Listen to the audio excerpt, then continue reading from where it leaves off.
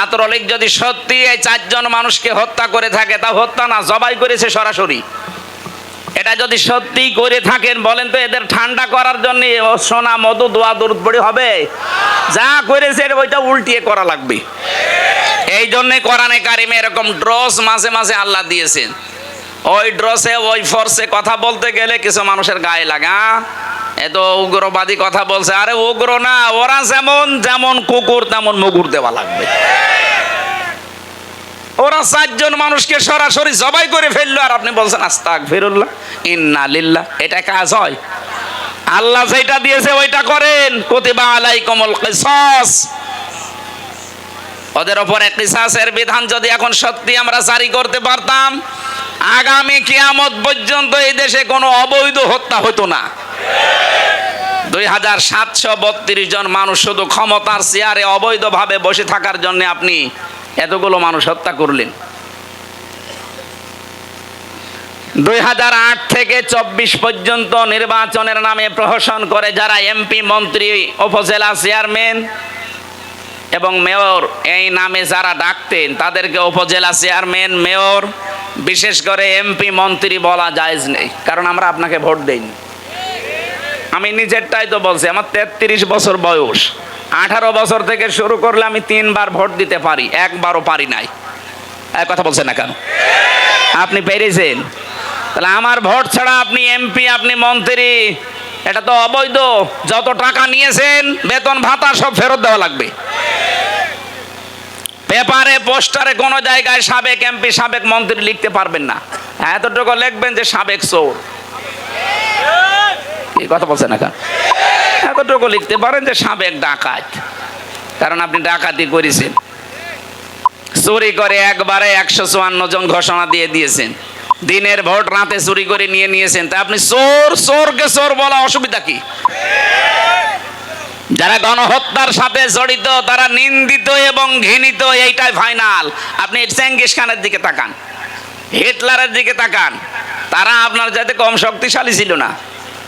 60 লাখ ইহুদি দুনিয়া থেকে বিদায় করে দিয়েছে এই লোকটা। যদিও কাজ খারাপ করেনি, কিন্তু এই লোকটা আজ ঘৃণিত হয়ে আছে শুধু মানুষ হত্যার সাথে জড়িত থাকার কারণে।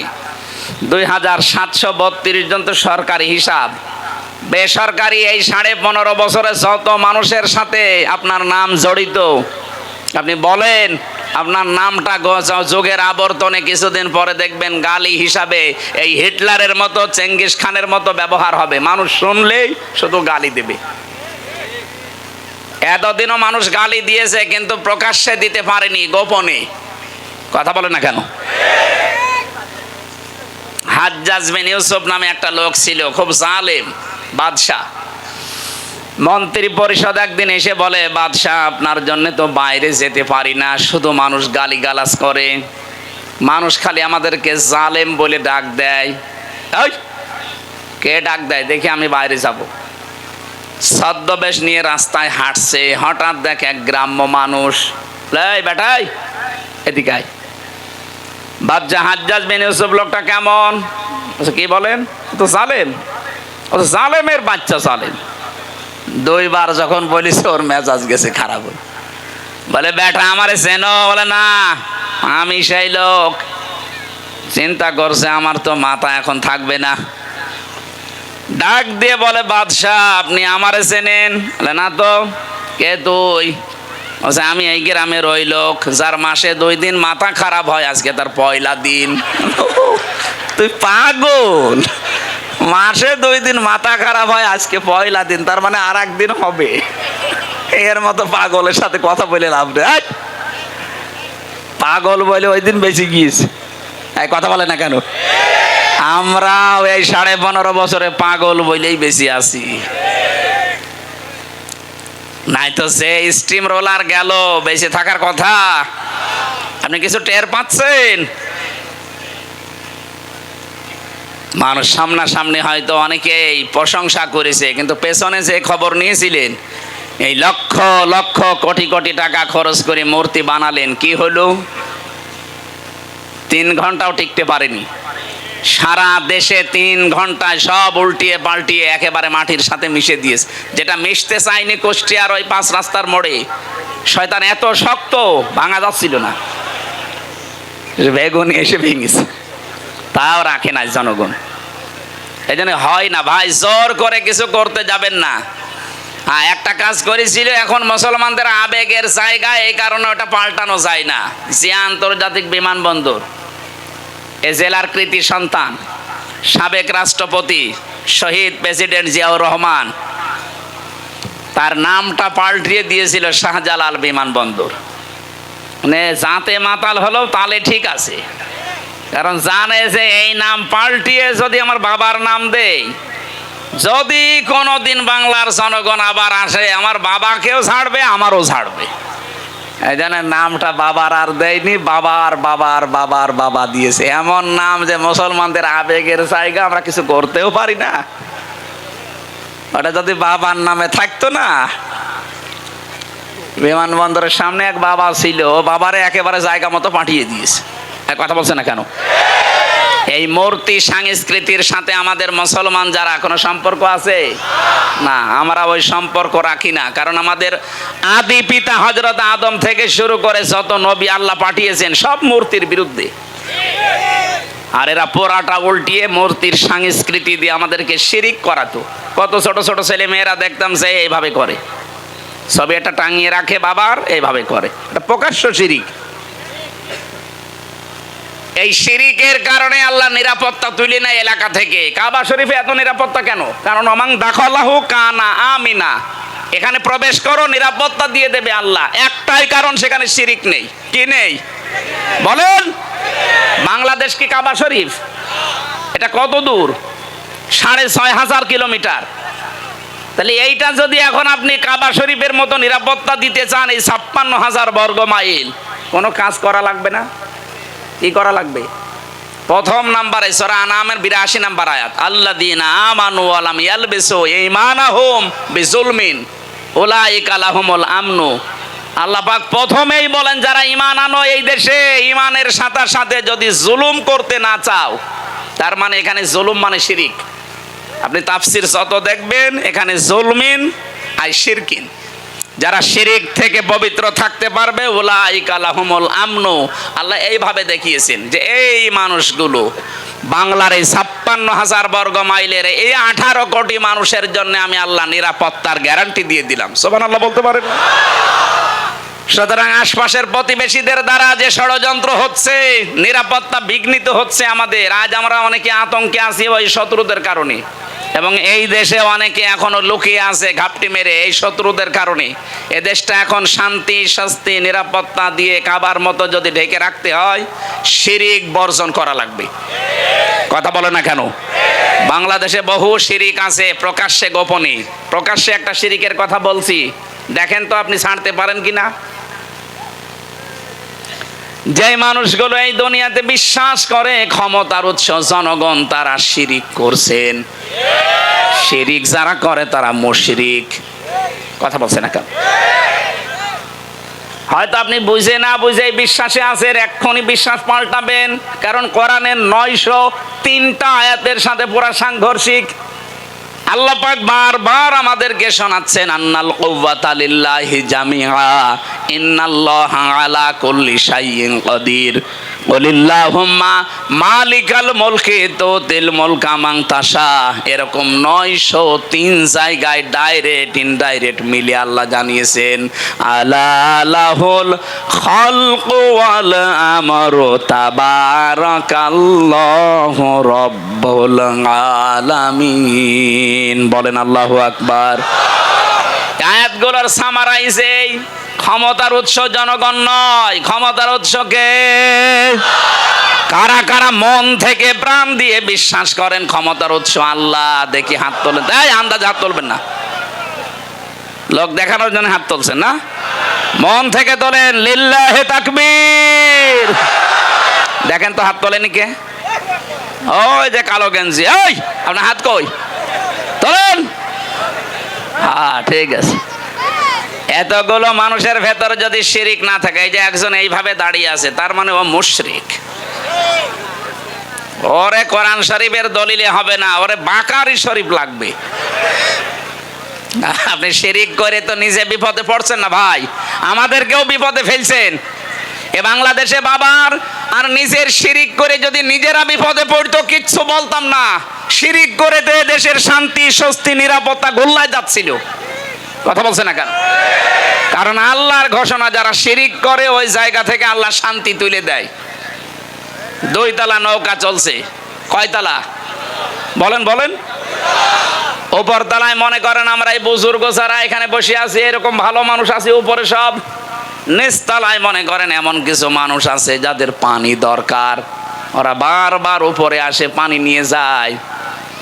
এখন যদি বলে ডিস্টার্ব করেন কেন, পানি তো নিচেই আছে, একটা তক্তা খুলে নিলে তো হয়। ওরা যদি বলে হুজুর ঠিক আছে আর জীবনও আসবো না, নিচে যে একটা তক্তা খোলা আরম্ভ করিস। উপরে আমরা যদি এই যে বুজুর্গ যারা যদি দেখিছে যে ঠিক আছে খোল, ওরা নিজেরা যারা নিচে আছে ওরা একা মারবে না আমাদেরকেও মারবে? বলেন। সুতরাং আমাদেরকে বাঁচতে হলে অন্তত উপর তলায় বসে বসে হাওয়া খেলে এখন আর হবে না। যে কোনো কায়দায় এই তক্তা খোলা থেকে আপনাকে নিষেধ করাই লাগবে। যদি বারণ না শোনেন দরকার মারধর করব, যদি মেরেও কাজ না দরকার মেরে ফেলবো, তাও আমাকে বাঁচা লাগবে। আপনি যে শিরিক করার মাধ্যমে দেশে আল্লাহর গজব ডাক দিয়ে নিয়ে আসছিলেন, আপনি টের পাচ্ছেন। আপনার কারণে আমরাও শান্তি সত্যি নিরাপত্তা হারিয়ে ফেলছিলাম। এই কারণেই তো বাধ্য হয়ে প্রতিবাদ করা লাগে। কথা বলেন ঠিক কিনা? আরে প্রতিবাদ যেই করেছে সেই গেছে লাল দালানে। আর কিছু মানুষ কৌশলে ছিল, ওই মানুষগুলো যাওয়া লাগে না, কিন্তু তারাও বাইরে একটা কারাগারে ছিল, বাড়িতে থাকতে পারে না, ধানের খেতে বাঁশতলায় গাছতলায় গোরস্থানে পর্যন্ত ছিল। এই জন্য এখানে আমার আল্লাহ কিন্তু আসলে মারামারি কাটাকাটি মানুষ হত্যার পক্ষে না, কিন্তু বাস্তবে যদি লেবেল করতে হয়, ওই জায়গাটা যদি শান্তি ফিরিয়ে নিয়ে আসতে হয়, তাহলে এরকম কিছু দরকার। রব্বুল আলামিন নবীজিকে জানিয়েছেন বদরের ময়দানের কাহিনীটা। হে নবী, এই যে 80 জন কাফের সব পড়েছিল, একটাকেও আপনার সাহাবীরা মারে নাই, আপনিও মারেন নাই। 3000, 1000, 5000, প্রথমে 1000, পরে 3000, পরে 5000 ফেরেশতা পাঠিয়ে ওরা যে এসেছিল ওদেরকে আমি আল্লাহ নিজে ফেরেশতাদেরকে দিয়ে এভাবে হত্যা করেছি।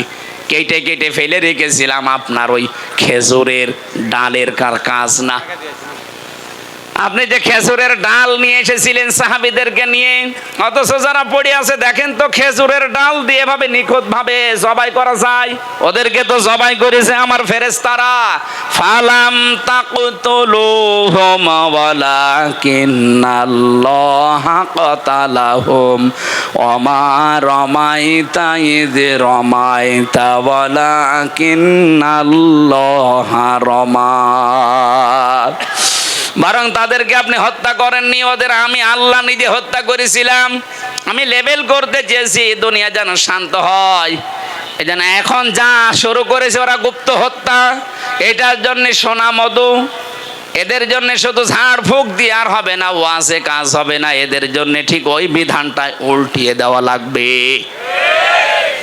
আল্লাহ বলেন এতদিন যারা তোমাদের হত্যা করেছে তারাদেরকে হত্যা করো, কিন্তু সাবধান ওদের মতো সীমা লঙ্ঘন করবা না। ওরা 4 জন যদি মেরে ফেলে হত্যা করে জবাই করে, ওদের 4 জনকে ঠিক এইভাবেই করা লাগবে। এটা আমাদের হাতে তোলার বিষয় না, রাষ্ট্রের বিষয়। যারা দায়িত্বে আছেন আহ্বান জানাচ্ছি, দেশকে যদি সত্যিই সামনে শান্তি স্বস্তি নিরাপত্তা দিতে চান, অন্তত এইটা দিয়ে আরম্ভ করেন। তাবলীগ জামাতের যাদের 4 জনকে জবাই করেছে, খুব তাড়াতাড়ি এদেরকে বের করেন, ওদেরকেও বায়তুল মোকাররমের সামনে নিয়ে জবাই করে দিন, দেখেন এ দেশে এমনি ঠান্ডা হয়ে যাবে।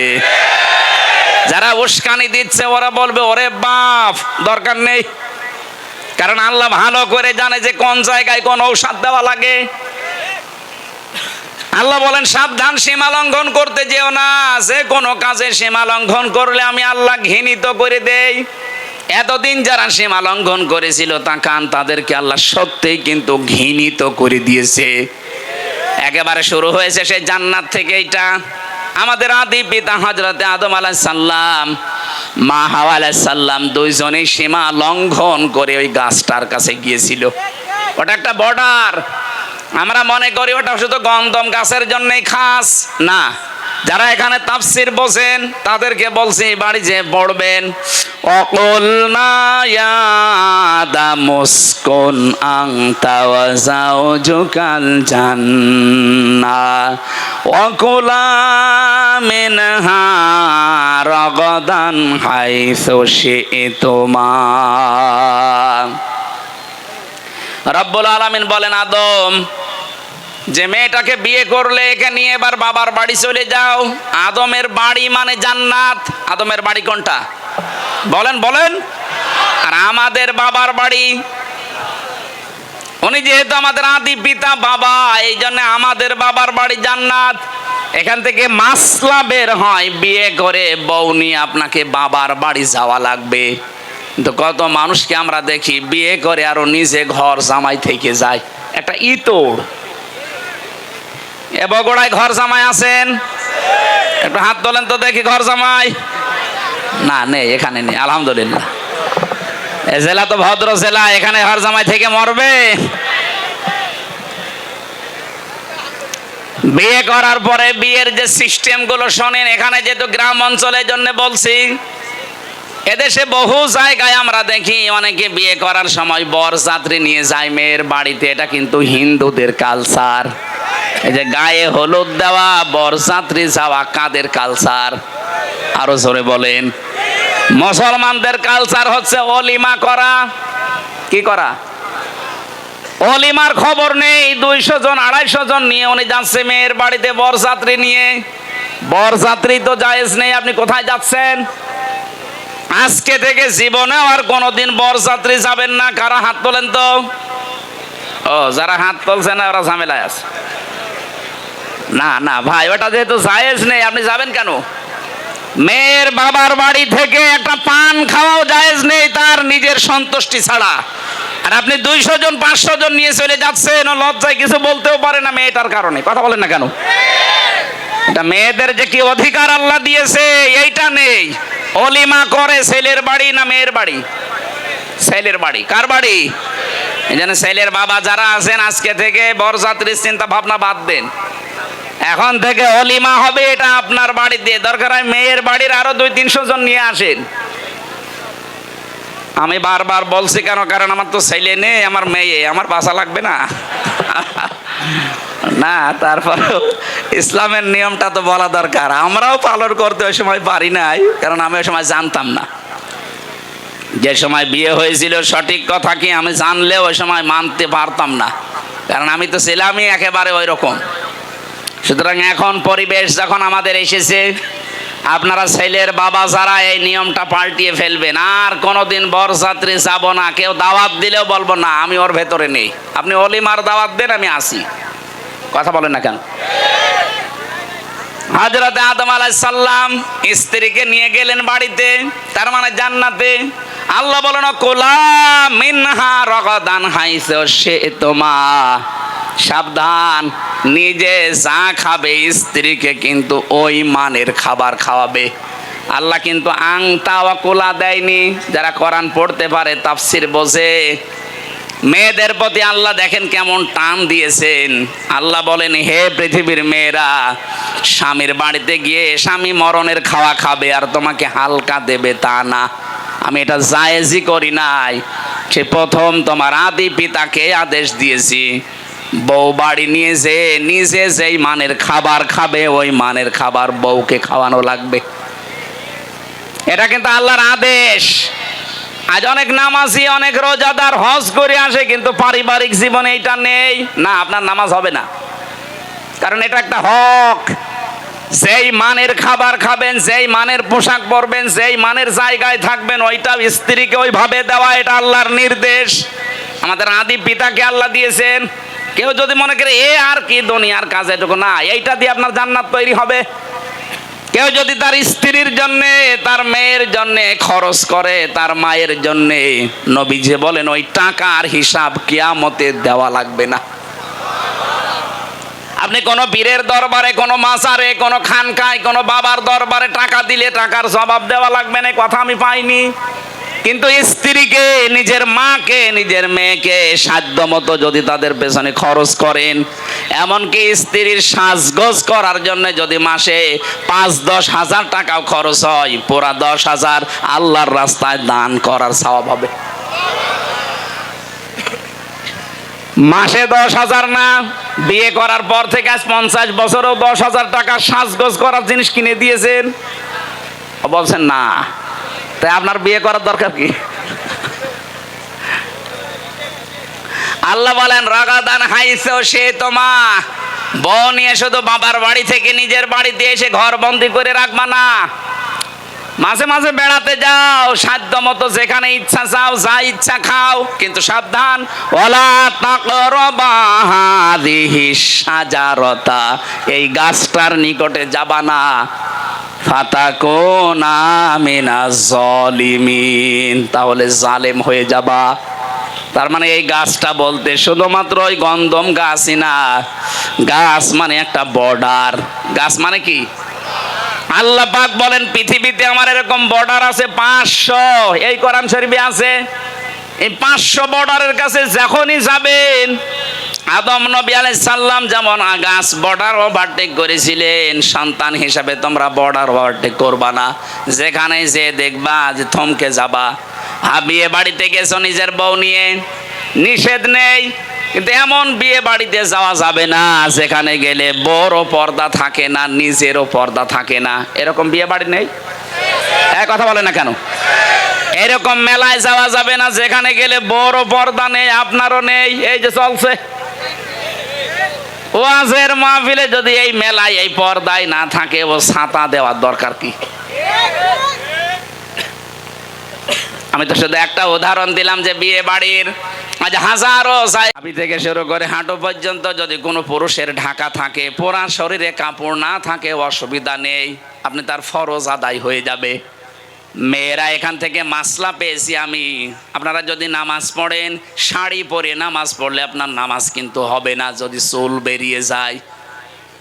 শাড়ি পরে নামাজ পড়ছেন, যদি সেজদায় রুকুতে গিয়ে চুল বেরিয়ে যায়, চুল দেখা যায়, আপনার নামাজ ভেঙে যাবে। এজন্য মেয়েদের সর্বোত্তম সুন্নাতি পোশাক আমার মনে হয় যেটা সালোয়ার কামিজ। কি আজকে থেকে পরিবারে এইটা বানিয়ে দেবেন, শাড়ির এই প্রচলন বাদ দিয়ে দেন।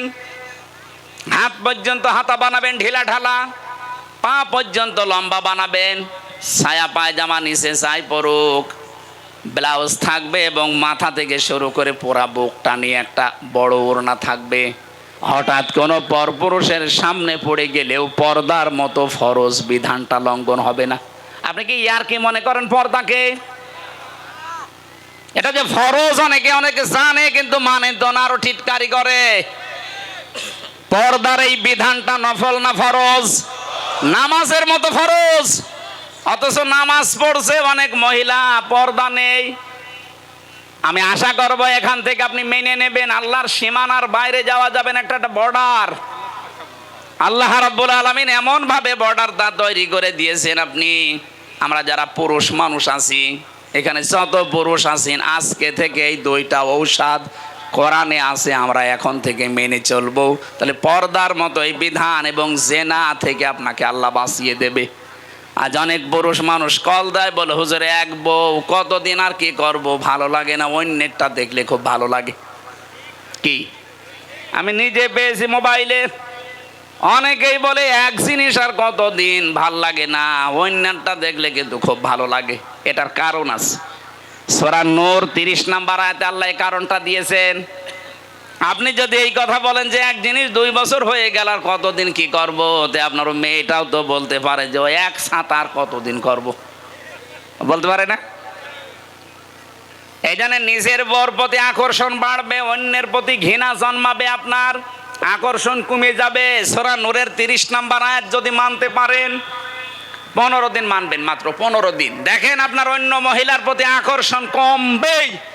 আল্লাহর ঔষধ মিস্টেক হবে না, হবে। উনি পরীক্ষা নিরীক্ষা করে তারপরে ঔষধ দিয়েছে। আমাদের ভেতরের অবস্থা তো আল্লাহ জানে।